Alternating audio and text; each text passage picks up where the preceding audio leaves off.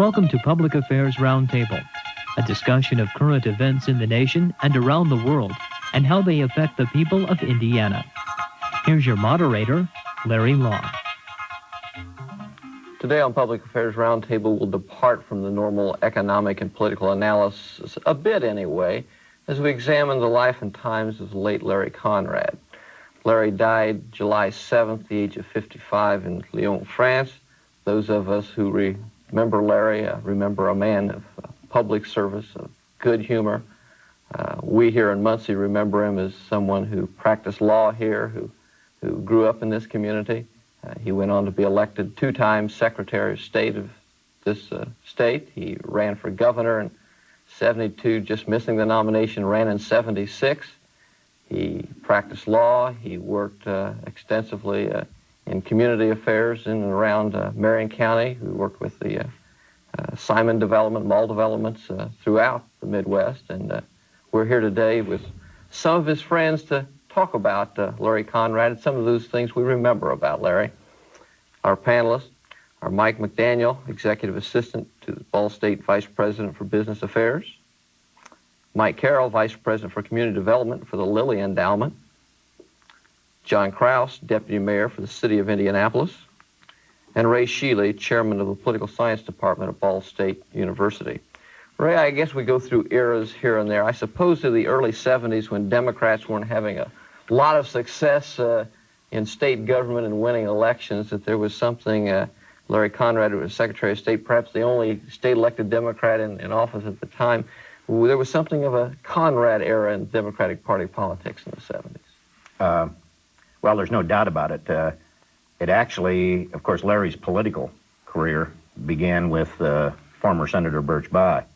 He served back in 1962 as Birch Bayh's campaign manager, went to Washington on the Senate staff then when Bayh was elected. And then when he came back after the 1968 re-election of Senator Bayh, he ran for Secretary of State and won that office. And at that time in Indiana politics, we had been fooling around a little bit with our state constitution and changing terms of offices. Prior to that, prior to 1970, was a 2-year term for Secretary of State. So he was elected for 4 years, re-elected then in 74. And in the intervening 2 years, 72 and 76, he ran for governor. Of course, losing the nomination, as you indicated, to Matt Welch in 72. And then in the first primary we ever had in Indiana, or in 50 years or so, for governor, he was the nominee in 1976. And consequently, of course, fell short in the November election to then Governor Otis Bowen, who was running for re-election. So politically, he moved up very rapidly. As a matter of fact, he was 39 years old when he was the nominee for governor of Indiana in 76. So he was coming out of the Birch Bayh tradition, always young. Birch Bayh was the youngest U.S. senator when he was elected in 62. And perhaps it's no accident that his son, Evan Bayh, now is one of the youngest governors in the country. Larry was certainly on that, out of that tradition of change and youth in Indiana.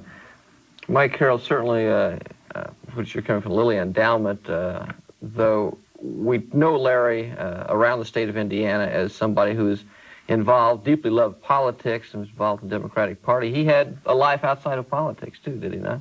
Well, he certainly did. I'm wearing my green tie today in honor of Larry because he was active with an organization in Indianapolis called the IUPUI Metro Athletic Club and the Indiana Purdue University at Indianapolis. And Larry each year was our parade marshal for the St. Patrick's Day parade, and that kind of reflects Larry's humorous side and the fact that he was very active in his community and someone whom John Rouse, Mike McDaniel, myself worked with very closely over the years in the effort to revitalize Indianapolis. Larry is one of the early members after he concluded his runs for state office of what was then called the City Committee, group of young people in Indianapolis who had an interest in the future and the revitalization of the community. Larry was very active in that. In fact, he encouraged many of us to come up to Muncie from time to time to interrelate with people in Muncie, and we had a retreat or two up here at the Mini Tristis Center talking about the future of Indianapolis and the things that we felt could make our city great. And Larry was always someone who was trying to bridge the gap between and amongst people, and often encouraged those of us who were active in Indianapolis to go out to cities around the state, like Muncie and other communities, and talk to them about their own strategic plans and revitalization of their community. But Larry was a member of I don't know how many boards and organizations, somewhere in the vicinity of 20 or 30, and contributed as much as he could to each one of them. Was an active person throughout his life in the community. Was someone, and I consider to be a great conceptualizer, someone who looked at the big picture, was always able to think long range when other people were thinking short range. He used to get very uptight with people whom he described were interested in the nitty-gritty and the detail, while he was afraid that was taking away from the big picture. So Larry was somebody who made a great contribution to our city, and we're very excited about his memory and his future. John Krause, I mentioned early on that before the program started that one of the things we talk about is why there's so darn many Republicans here when Larry Conrad was a very active Democrat. Obviously, his work transcended his Democratic politics. Well, I think Larry's an excellent example of there's life after politics and life after service in government, because the people in Indianapolis really didn't know Larry that well until he blossomed in his role as the chief spokesperson for Melvin Simon and Associates. Larry was always a doer. I can remember week after week, probably 2 or 3 times each week, you'd get a envelope stuffed from newspapers and clippings from the most out-of-the-way places, and Larry would write, "What do you think about this?" or "Let's get together to talk about this." And that was kind of typical of Larry, because he was always trying to think there's a better way. Now, you remarked that Larry was a campaigner. I think he was a campaigner for cities. And I think we all were the beneficiaries of that, because he said cities are livable. And I was with him, unfortunately, when he was taken ill over in France. And he was over there with a group for Partners for Livable Places, in which we were talking about different opportunities for progress that can be shared between European cities and U.S. cities. And Larry was just a walking, one-man sideshow. Always talking, always kind of cutting up, but there was always a purpose in what he was doing. And he was focusing on people and their lives, especially in cities. So I think people in Indianapolis, Republicans, Democrats, those people that say they're neither, came to appreciate him in what he could do to try to make a good contribution for our city. And I think we are all better people, and Indianapolis is a better place because of that. Mike McDaniel, you worked in the State House for a number of years. Larry Conrad worked there. I can imagine that in the stately halls of the State House with the legislative proceedings going on and well, just the environment of it, that Larry Conrad would be a sort of a breath of fresh air in what otherwise is a rather stiff place. Larry Conrad made politics fun, and that was one of his bottom lines. He invited me to lunch shortly after I went to work for then Lieutenant Governor John Mutz. And we talked about politics a little bit and our backgrounds, and we were both from Muncie, and I grew up wanting to be a Bearcat but never had a chance to be because my family moved to Indianapolis. Larry was the manager of the Muncie Bearcats 51, 52 state championship teams both times, and he also had graduated from Ball State, of course. And so we had that connection. But when Larry talked about politics, and I'll never forget this, he said that he believed that politics was an honorable profession, should be, and that most politicians truly try to serve the public well. And he believed that. He thought that most people that took the time to make that sacrifice were good people. And he talked about serving the public, and he talked about the very things John Krause alluded to, about trying to make this a better place for everybody, and all the things that we could do if we just put our minds to it to make it a better place for everybody. But the bottom line for Larry was, and he always said this to me, it should also be fun. If you're not enjoying it as you go along, is it really worth it? A lot of politicians do try to serve the public well. A lot of politicians do a lot of good things for the people. But very few politicians that I've run across enjoyed politics as much as Larry did and tried to make it fun for everybody around him like Larry did. He was a prolific note sender. There were constantly notes. Anytime I made some miscue in a campaign, in a statement to the press or whatever, Larry would write me a little note, some of which I couldn't repeat on the air, about how stupid that was or whatever it might be, to prod me along to do a little more. But I had a great respect for Larry Conrad, and the legacy that he leaves all of us is one that requires us to look inward a little bit and try to be a little more Conrad-esque, if you will, in how we approach things as we try to work in this environment. He was a real promoter. I mean, he was a guy who really pushed, and I recall in '86 when we had the Secretary of State's election, would have been '86, yeah, when we sponsored here our local Society of Professional Journalists Gridiron Dinner, our annual fundraiser for scholarships, and Larry had been with us before, and I invited him again to be one of the roast masters because we had Rob Bone and Evan Bite running for Secretary of State, and so we had Larry coming and Ed Simcox, then Secretary of State, coming to be the roast masters to roast these guys. And about a week before it, I got a call from Larry Conrad saying, "I don't think you're going to have a big enough crowd down there. Let's do something to goose that crowd." Now, this guy had nothing to do with the organization. I invited him to be a participant. That was his M.O. He'd get involved in things he had no reason to get involved in. Yeah. And so he said, "I'll tell you, I'm going to say some nasty things about Ed Simcox. You call him and tell him what I said and see what he says, and you put it in the paper, and we'll see if we can't boost that crowd a little bit." I mean, you're right. That's the kind of guy he was, a promoter. Let me talk a little bit about a theme that I think kind of runs through all of our comments up till now.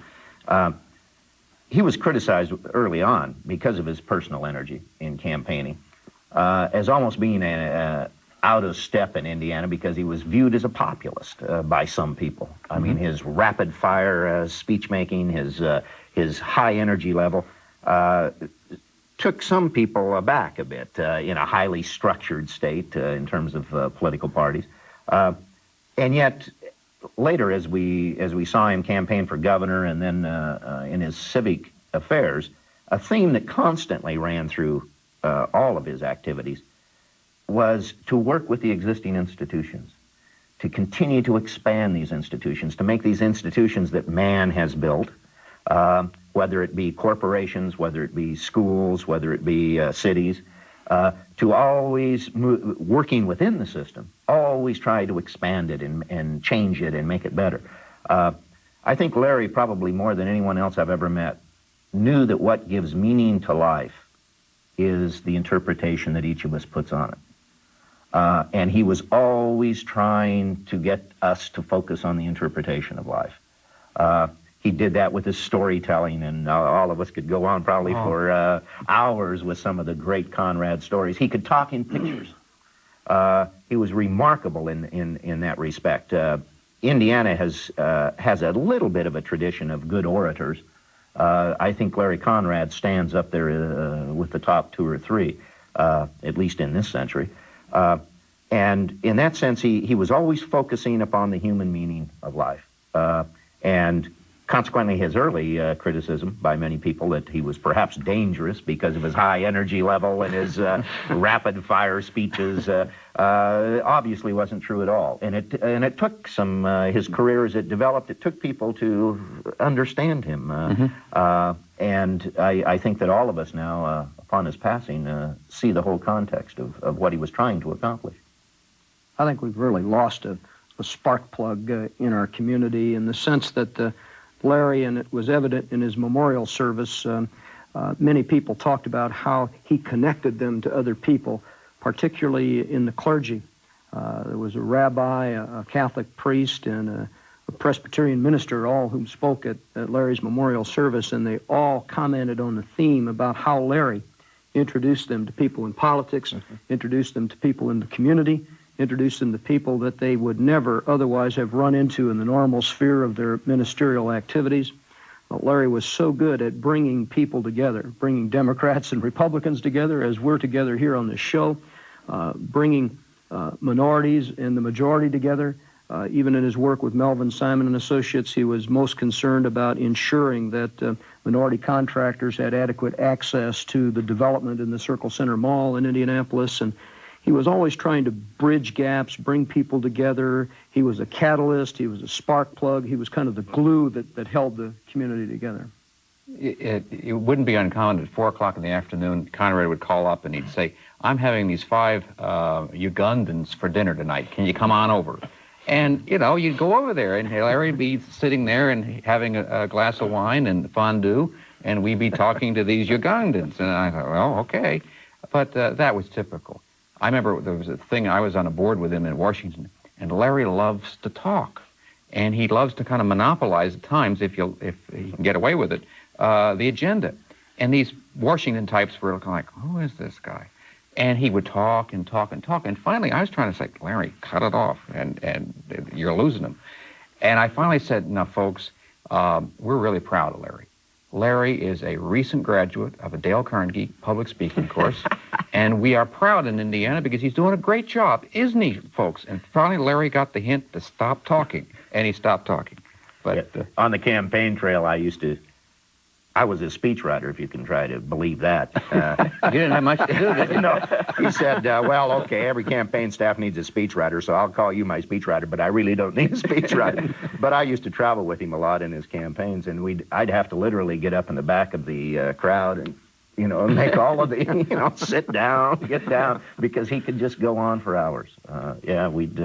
And he could talk in pictures, and people would be standing on their chairs, applauding in the Democrat halls around the state. Well, you talked about the 70s when the dominance of the Republican Party. Larry would play up to the fact that he was a minority. He says, I am the only living, walking Democrat in Indianapolis. See, I'm here. You know, there's not many more there.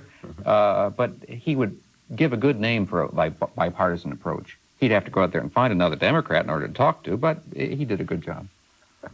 I can recall him standing up and giving a highly emotional speech, and I mean just wrenching it out of the people there and committing them and their dollars, as it turned out, various fundraisers for Democratic causes, and kind of said, boy, we do have some problems in this state. I remember particularly when he was running for governor.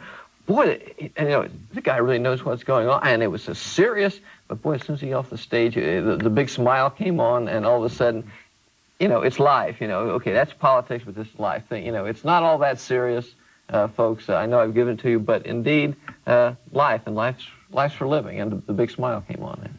Well, Larry ran into a political buzzsaw when he ran into Otis Bowen. I mean, the popularity of Otis Bowen was timing is everything in sure politics. It is, and believe me, I'm familiar with that concept. But he ran into a political buzzsaw, and it's interesting that within Republican circles, in every major election since that campaign, there was always a rumor that Conrad may be the Democrat candidate.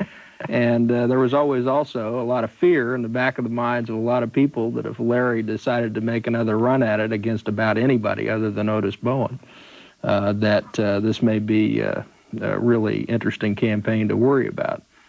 He would have loved that. I mean, if he knew the fear that his name put into the hearts of a lot of Republican potential candidates around the state, Larry would have loved it. The other thing about Larry that I remember, you know, he was always trying to help all groups, but one of his favorite groups was the press club in Indianapolis, which is kind of an unruly group of reporters who have fun once a year at their annual press club gridiron dinner, and he was always one of the people that they always tried to get to be the master of ceremonies or whatever. But one year, in the heat of the license branch controversy, when the Democrats were putting it to the Republicans pretty good as usual about what are we going to do about this terrible system, he and Rex Early, who are pretty much out of the same mold. Rex was one of the last of the truly colorful politicians on the Republican side, decided to do their own version of a rap song, which was called the License Branch Shuffle. And Conrad and Early, dressed up in Colts uniforms, if you can imagine, actually did a rap song and did a song about the License Branch Shuffle while video was playing in the background of people standing in line in license branches and angrily leaving buildings and so forth and so on. So he was always confident enough that he could have fun with whatever the issue of the day was and wasn't worried about how he presented himself in those kind of settings. If it was good for a laugh and everybody knew it was, when Larry was around, he was all for doing it. We've been reading recently about the Secretary of State's on-again, off-again debate between the candidates and all the gamesmanship. I remember in 1976, Otis Bowen wouldn't debate Larry Conrad. Why do you think that was? This quiet, grandfatherly type not wanting to get up on the stage with a basically an evangelical. We said Otis speaker. Bowen was a good Yeah, politician. excellent judgment, I think, is the answer. Yeah. Sure. Well, and of course, even former Governor Bowen says when he gives a speech, it's like watching paint dry. He's not a real exciting speaker, and he knows that himself, and I'm sure he didn't want on the same podium in that sense. And the polls, as Mike was saying earlier, obviously Otis Bowen was a very popular governor. But let me talk just for a moment about some policy that, whereas Larry always took this perspective about whatever the contemporary issue happened to be, one of the things that Larry also taught me to appreciate is that in the political system, by taking certain stands, even in a highly structured political state like Indiana, even if you're the minority, even if you're behind in the polls and you're likely to lose, there is a bipartisan consensus that gets established in policymaking. At the time Larry ran for governor in 1976, we were in the midst of a huge energy problem with the OPEC oil embargoes staring at us. Our utility rates were increasing quite a bit. He was the first public official to come out for a reform of the public, which was then the Public Service Commission. Some of what he stood for later became law.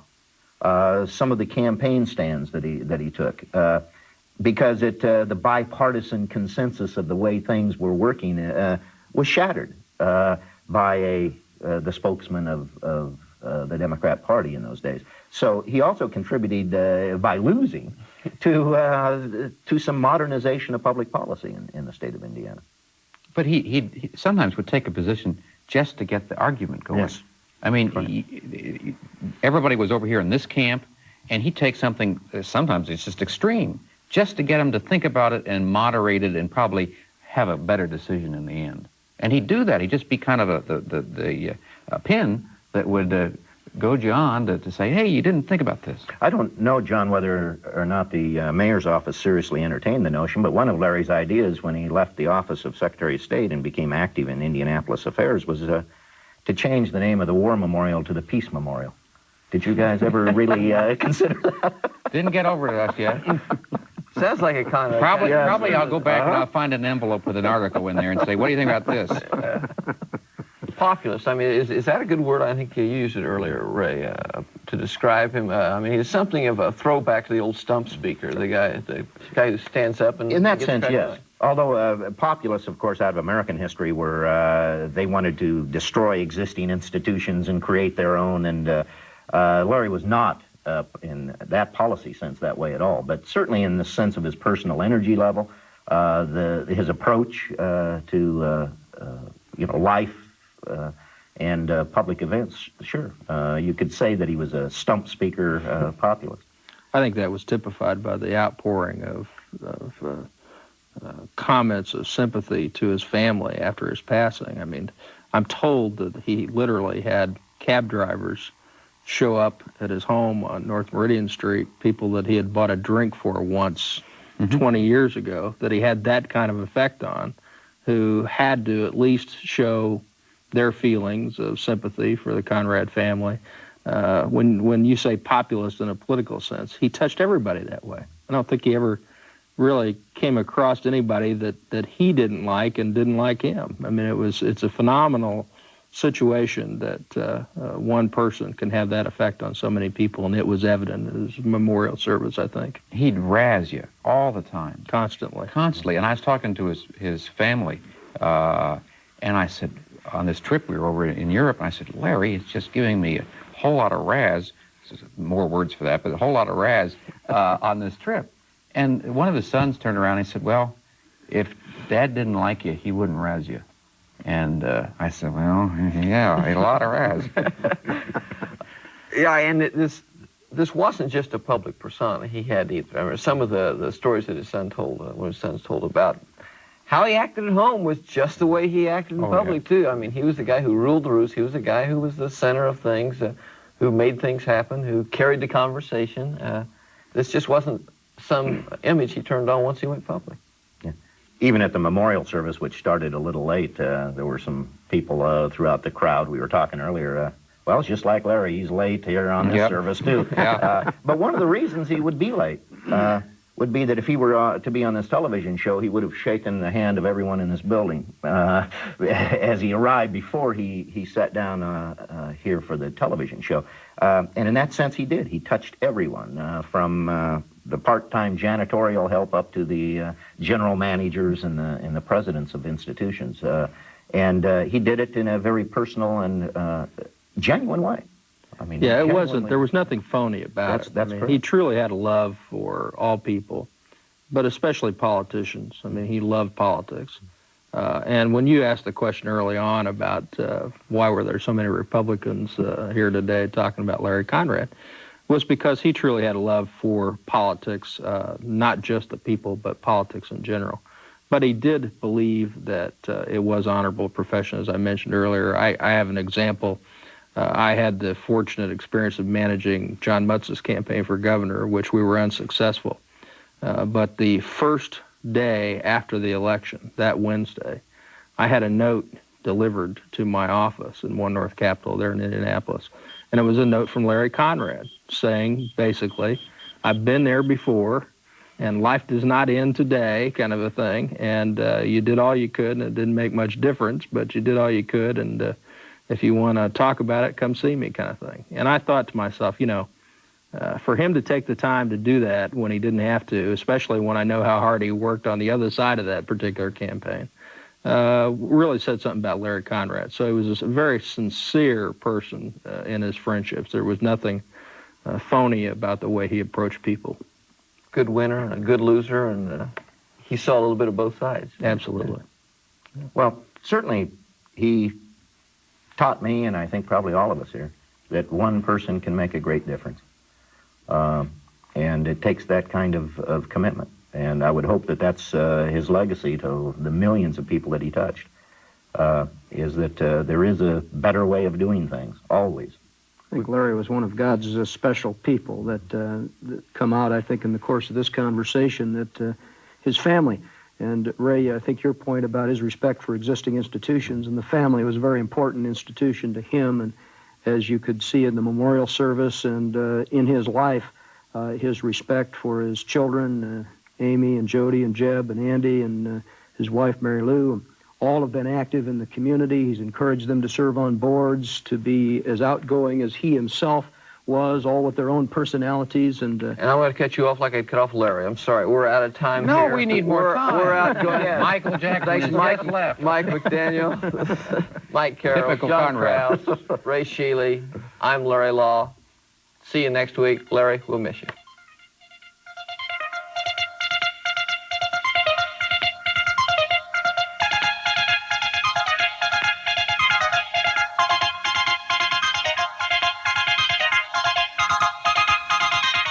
Public Affairs Roundtable is produced in the studios of WIPB Channel 49 on the campus of Ball State University. The producer is John Rouse. Listener comments are welcome.